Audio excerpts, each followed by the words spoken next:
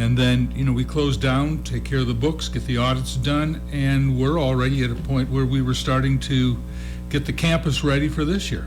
And of course, it used to be maybe 5 or 6 shows over the course of the summer, but now you have concerts prior to the main stage. You've got shows after the main stage. How did this all come about, Dan? Well, when I first came on board, our board of directors basically said, we have such a gorgeous facility, let's find a way for us to be able to use it more. So we started looking at concerts and events, then we added some productions, then we winterized so we could be year-round and went into December. So that's kind of how it happened. And you talk about the renovations. They certainly have made great improvements. And you made these improvements at a time when money was a little tight, COVID, the pandemic. How were you able to manage that, Dan? Right before COVID came out, the state came out with some tourism attraction grants, money to put into tourism attractions. And we applied for one of those grants, and at this point we've received 3 of them. In fact, we just... I can't even say that because it's not been announced yet. I have to wait for the governor to make his announcement. Okay, don't say it. So I don't want to get you in trouble with the governor. I almost let that slip, didn't I? Don't do that. No.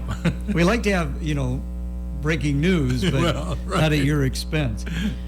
But are there more renovations in line, or is everything pretty much completed now? No, there's more in line. We've just started another capital projects campaign, and we are working on a remodeling of the lobby area, of the public bathrooms.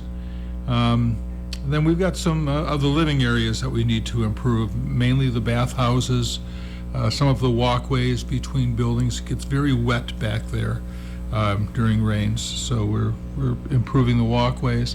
And then quite a few safety issues in the theater itself, bringing some of the electric up to code. We're adding new house lights. Those of you that saw the shows last year noticed our house lights would just blink on and off right before the show started. So we're taking care of those problems. I'm not sure if you were aware of this, but the second night of Pippin, I was actually supposed to go to a retirement party, so I was getting ready to leave the theater about 5, and I thought, I'm just going to step in, take one last look, make sure everything's okay before I leave. And I stepped in, and the theater was dark, and I was like, why is the theater dark? We shouldn't have the lights shut off at 5 o'clock when we're doing a show at 7:30. So I started looking and found out that one of our gateways that runs all the lighting, it just stopped working. So we spent the next 2 hours trying to come up with something so that we could have lights for the show that night. At 20 after 7, we still had an audience out in the lobby. We hadn't even let them in yet. And I was ready just to go out and say, I'm sorry, I have no lights. And then we came up with another last-minute idea. It worked, and we were able to use half the lights that night, and then by the next day we got the rest of them up and running. But so now we've got that fixed, and we learned that in all of our architecture, we do double and triple redundancy now. So if this system breaks, we switch to this system, and we're just off and running. Again, visiting with Dan Danielowski of Timberlake Playhouse. We're going to be with Dan to the bottom of the hour. Take a break for the weather here in about 4 minutes. We'll go over what the main stage shows are going to be after the weather. But I wanted to ask you about Paul Stancato. How did Paul end up arriving at Timberlake? And evidently he loves it here because I understand he's making residence nearby. Yeah, Paul was one of 63 applicants for the artistic director position back in 2017 when our artistic director, Jim Beaudry, left to go to New York. And he made it through the application process. We liked what he had to offer, and so we hired him. And you brought along a wife who's quite talented. She is. She's a great actress. I had a chance to see her in Patsy Cline. People were saying she sounds more like Patsy Cline than Patsy Cline. Yes, exactly. So is she going to be on stage again this summer? She is. She's playing one role with us in Annie.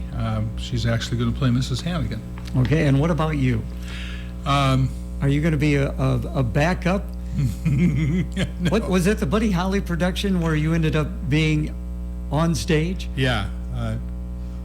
I came into the theater for work on Wednesday, and our guy that was playing the DJ, Mr. High Pockets, was standing there with his script and said, "Doctor said I can't do this." He had broken his wrist, actually broke his arm. And he was, the doctor had said, "You're crazy. You need to just sit in a chair, keep this up." So he handed me a script, and I went on that night. Great production, Buddy Holly. The gentleman who played Buddy yeah. Holly was tremendous. Incredible. Now, he was just there for that production. That's the only production he did with us, but he was actually there all season. He worked in our shop. He designed some shows. He built some shows. He was amazing. Yeah, just he's talented. a multi-talented individual. Now, are the actors all in place now up there? Yes, we have a full campus, as they say. We have we're sitting with about 57 people on campus right now. And any returners from last year? Yeah, Margot Frank is back. We have a couple of our backstage folks that are back, and Darren Mangler is back. Okay, I know he's a local favorite, so people love Darren. He is a local favorite, and he's going to be doing all of our summer shows except Nonsense. We haven't figured out how to get him in Nonsense yet. Well, he'll figure out a way, I'm Yeah, sure. maybe we'll put him in a habit, and he'll have to talk high. Take it, and he'll do it. Well, before we take a break for the weather, you mentioned backstage, and I know your son has a little bit of a background in that. So, such an important part of the theater that people don't see. Oh yes, I mean without the backstage work, nothing on stage could happen. So that's absolutely the backbone of what we do. All right, again, Dan Danielowski, our guest. Let's take a break for the weather, brought to you by Air Control. Mostly dry conditions this morning. That'll be replaced by some scattered showers and thunderstorms as we get into the afternoon. Coverage on this really going to ramp up, especially after the noon hour. And some of these storms could have some gusty winds. We'll see highs into the mid-70s.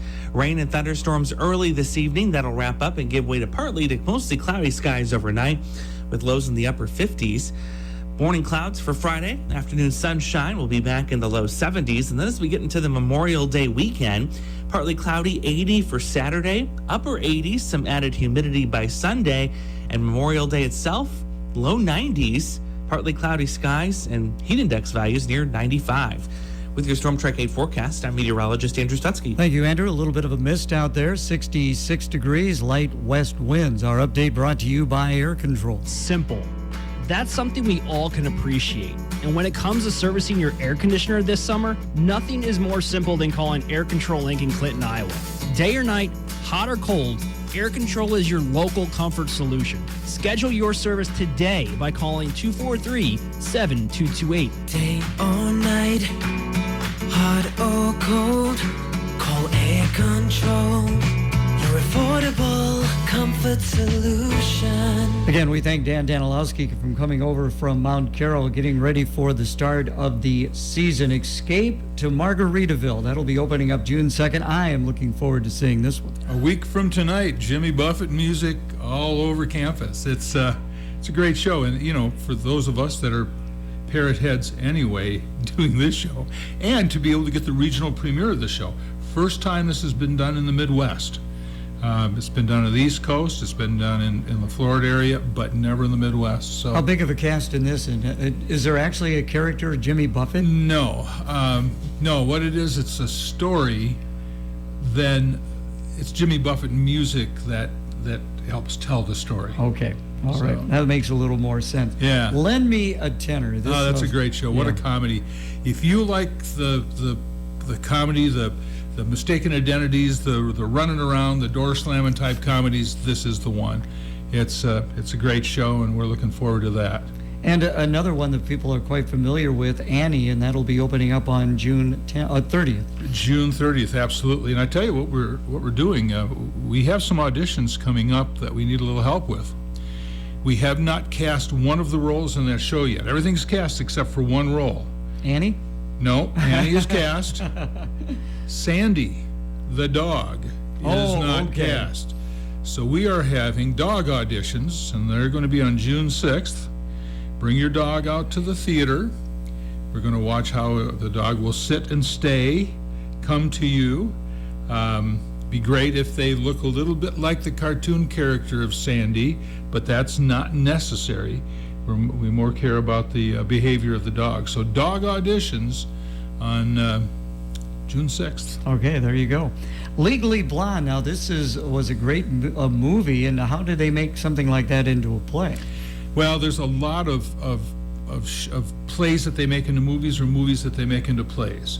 Like Annie, for example. Annie started off, it was a play first, and then they made it into the movie.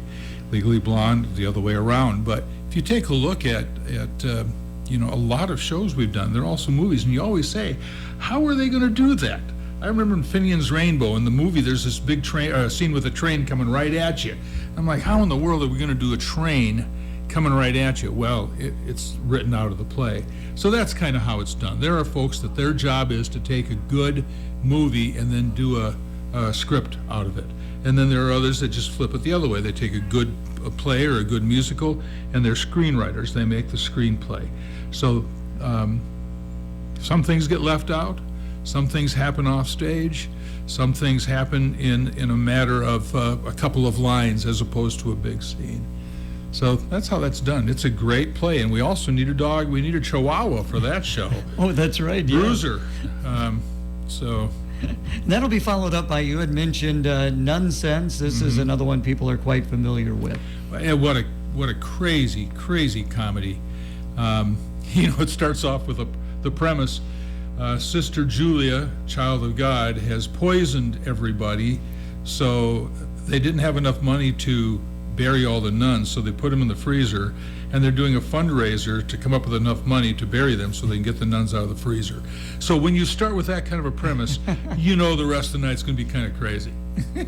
And then the final one actually will be a play, and then you get into September. We Will Rock You, the music of Queen. Yeah, and that's actually the last show of the summer. Right. We Will Rock You. So that's a great new show. We're looking forward to that. That should be, a lot like, if you remember a few years ago, we did Rock of Ages. We just packed the place with Rock of Ages, and Mamma Mia. Those shows were two shows based off rock and roll music. So we're really looking forward to We Will Rock You. Visiting with Dan Danielowski. Okay, now the season opening up a week from today. How can people get tickets? How can they get season tickets? How can they best do that? Well, you get online, go to www.timberlakeplayhouse.org. It's real simple to get your season tickets or your individual tickets there.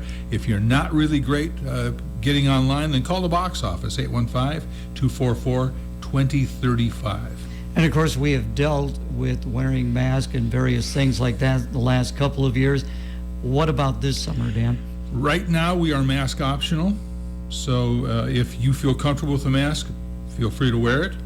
If you don't, you don't need to wear one in the theater or outside. But we still have that limit where we cannot have patrons moving into the backstage area. So all of the tours and the experiences that we've done in the past, we're still restricted from doing. Okay, so again, that will be the last showcase. But then we got Hank Williams defending the Cavemen in late September, and then when we get into December, Forever Plaid. Again, what made you decide to do these additionals? Well, again, it's a great theater. There's people out there that want to work. There's audience. In fact, last year, our September, October, and November shows sold better than our summer shows. So we're opening it up and seeing how the response is, and if the response stays good, we'll work on maybe even going full year round. Incredible. I want to talk about a couple of other things. Your educational programs. I was looking at those, and I'm just amazed at what you are able to offer. And I mean, where do you attract these people from? I mean, who are coming to these workshops? Well, we have people from the area, of course, and then there are a lot of grandparents that actually look at what we're doing in the summer, bring their grandkids out for the week. And so that's a week with Grandma and Grandpa, and they come to our programs during the day. And we also have folks across the lake at the resort who will come out, and if they're there for the week, let's say of the performance workshops, kids come over and do the 10 o'clock till 12:30, and then go back over to the trailer with mom and dad or grandma and grandpa. So that's kind of where we attract them. One of the things that I'm really looking forward to this year is our education program is doing, we've started a program called the Next Stage Junior Theater. And Frozen Junior is what we're doing this summer. So we're really looking forward to doing that. And Magic Treehouse now has been adopted by our educational program, or Magic Owl Children's Theater. And this year we're doing the Magic Treehouse, 2 Magic Treehouse stories. Now, who runs these workshops? I mean, is it the characters that are there for the summer, Paul Stancato? Who's all involved? We hire an education director, and then we also hire a teaching artist, and then we have some interns that work in that program. Paul is busy enough with the theater. We don't bring him over into here. I manage the education program. I have 35 years in education. It's one of the things that I wanted to see built while I was here, and so that's kind of what I do. And at this point, we're still looking for an education director. The person we had just got a full-time job somewhere else, so now we're looking to fill that position. Are you still doing many things virtually? We are. I mean, everything that we've talked about here is in person, but we have a full cadre of virtual classes called Timber Lake Teaches, and we have some incredible folks. I mean, Broadway actors, Broadway directors, regional theater practitioners. These classes are incredible and very inexpensive. The virtual babysitting club is something that we kind of tied in with a organization out of New York, and they attract some equity actors and Broadway folks who will just sit down and work with 3 or 4 of your 4 or 5 or 6-year-olds. And then, of course, our TLP Reads series. If you have a 2nd or a 3rd grader, or even a 1st grader, and you can get on, grab our TLP Reads, and we read to them virtually. So those 3 areas, the Timberlake Teaches, Babysitting Club, and TLP Reads, those are all virtual. Everything else is in person. Again, we're visiting with Dan Danielowski. Have you been able to sneak in and watch any of the rehearsals? How are things going for that opening production? Things are going incredibly. We have a great group with us this summer. We have a great group of creative artists that are here putting it all together. So it's going to be an incredible show. Let's talk about the opportunities for these actors that you do bring in. Many of them still in college or recently graduated from college. They are getting their careers started. How important is it to them to further their career to have this kind of an opportunity? Well, it's incredibly important. We look at Timberlake Playhouse and other summer theaters like us as a theater boot camp. I was riding in with one of the actors. I live real close to Rockford, so I'm able to go to the airport or to the bus depot and pick people up and bring them in. And so on the way in with one of the actors the other day, I said, this is, because he was really excited about getting out here and getting started. And I said, if you can make it through a program like TLP in the summer, you'll make it anywhere, because this is theater boot camp. And for our resident company, and those are basically college or just out of college, that's what it's about. But in addition to that, what we do that a lot of other theaters don't do is then we bring in equity artists or New York directors or folks with Broadway credits. And now they're working with people that they wouldn't have the opportunity to work with in a lot of other places. So Timberlake is a great learning ground. And if you start looking at where our folks are, we have an actress who was with us in 2017 who is now playing Christine, the lead in Phantom of the Opera on Broadway. The lady who is playing Eulela McKechnie Shin in Music Man opposite, his name escapes me now, Hugh Jackman. Okay. She worked at Timberlake for 5 or 6 years. So, and we can go on and on and on and on about folks who are out either on national tours who are in New York or in big regional theaters that came from Timberlake. And do some of these go on to maybe like television or movies? They go outside of the theater? Oh, some do. Like especially when COVID hit, several people were just, I don't like New York anymore, so I want to, I was talking to one the other day who set up a studio in his house. When he gets an audition for a movie, he auditions there and then sends the tape. We have another one who's actually one of the producers for Naked and Afraid, the extreme version. Right. Yeah. So, yes, they move into all areas of performance and all areas of tech. Coming up on Tuesday at 9:05, before every production, we're going to be doing interviews with some of the actors that are going to be on stage. And what you said is so appropriate. It is a boot camp, and I know interviewing few of these, they talk about the experience they have in college where they got maybe one production per semester. Here, it's every 2 weeks. You're doing a production while you're learning your lines for the next production. It's absolutely right. With God is my witness, I don't know how they do that. Well, I always say it's like anything that you don't do or you don't know, it's always magic until you do it. I used to think building a house was magic. Then I worked for a guy that built a house, and I'm like, oh, well, I guess windows aren't that hard to put in. I guess I had no idea until they did it. Well, it's kind of the same thing with theater. Until you do it and you see, oh, okay, well, it's my job, so it's not like I have to stick this in amongst all the other things I have to do, but this is what I do. And, it's kind of like someone who is, doing the weather and then turns around and has to do an interview. It's two different brain sets, but you can figure out how to do that. I wouldn't be able to sit back and do what you're doing. Okay, well, I wouldn't be able to do what you're doing. No doubt about that. Again, Timberlake Playhouse, another great season upon us. June 2nd, escape to Margaritaville.